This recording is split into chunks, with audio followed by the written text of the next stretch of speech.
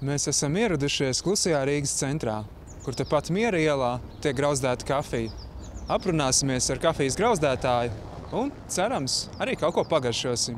Aiziet! Tas mūsu kafijas stāsts ir meklējams jau, teiksim, tie paši pirmsākumi 2006. gadā. Tātad mēs sākām ar iekārtām, paralēli, protams, mēs apbražājāmies arī kafijas pusē, dažādi kafijas piegādātāji un tā tālāk. Un tātad mums bija šie itāļu piegādātāji uz tradicionālām iekārtām, mums bija Šveices piegādātāji uz automatizētām iekārtām, kas ir brīnišķīgi risinājumi attiecīgos biznesa segmentos, kas ir nepieciešams. Un tas trūkstošais elements vienā brīdī bija, mēs jau tā kā diezgan ātri sapratām, ka mēs kaut kad gribētu sākt paši grauzdēt kafiju.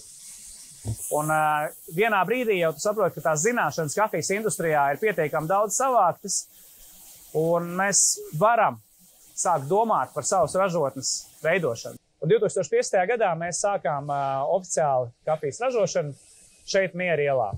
Tā visa ražošana sākās šeit, tad, respektīvi, mēs paņemam kafiju, aizvākam viņu uz attiecīgi grauzdēšanu. Tur, attiecīgi pēc receptes, vai tā ir, nezinu, varbūt specifiska recepte izveidota, vai tas ir varbūt single origin grauzdējums. Viņš tiek iebērts iekšā konteinerā, mēs viņu saucam par loru, un, attiecīgi, iekārta pati ar vakuuma palīdzību uzsūta šo zaļo kafiju augšā uz konteineru, kur šī kafija tiek uzglabāta. Kafija tiek iemest iekšā grauzdējumā iekārtā, sauksim viņu par mucu, kurā iekšā ir lāpstas, kuras šo kafiju visu laiku maisa, vienmērīgi nograuzdējās. Ja mēs viņu nemaisītu, apakšējās pupas apdegtu, augšējās pupas vispār neizceptos. Un ar karstā gaisa palīdzību mēs attiecīgi šo kafiju nograuzdējam. Pēc grauzdējuma pakāpes, kādu mēs vēlamies sasniegt, ja tas ir gaišāks grauzdējums, tad mēs izmantosim filtra kafijā, ja tas ir tumšās grauzdējums, mēs izmantosim kafijas automātos. Nākamais solis, ko mēs darām, mēs tagad būvējam jaunu, modernu kafijas ražošanu, kura mums dos iespēju nokļūt arī lielveikalos, lai mēs vienkārši nespējam viņu saražot. Tev ir zināms zināšanu daudzums un pieredze kafijas industrijā.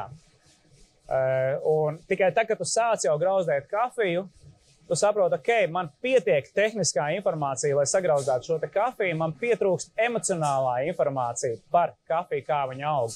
Es personīgi esmu bijis kaut kādos apmēram 14 kafijas augšanas reģionos, dažādos kontinentos, iespaidoties par to, kā šī te kafija aug. Un kafijas koki ir pilna šīm te krellēm sarkanajām, tad nosēts zars ar simtiem ogu, ir vienkārši fantastiski. Ir tāds kafijas augšanas reģions kā Jemen. Atradām šo te fermeri, kurš ir radījis šedevru, salīdzinoši pret šo te iepriekšējo pieredzi Jemenas kafijām, un mēs ļoti labprāt pērkam. Mūsu darbs ir, lai cilvēkiem dotu maksimāli daudz iespēju iepazīt kafiju. Gaidīsim jaunas garšas. Tas ir nebeidzams ceļojums, kas katram ir favorīts. Kristaps Dilēvičs, Signe Lapiņa, speciāli raidījumam Kivī.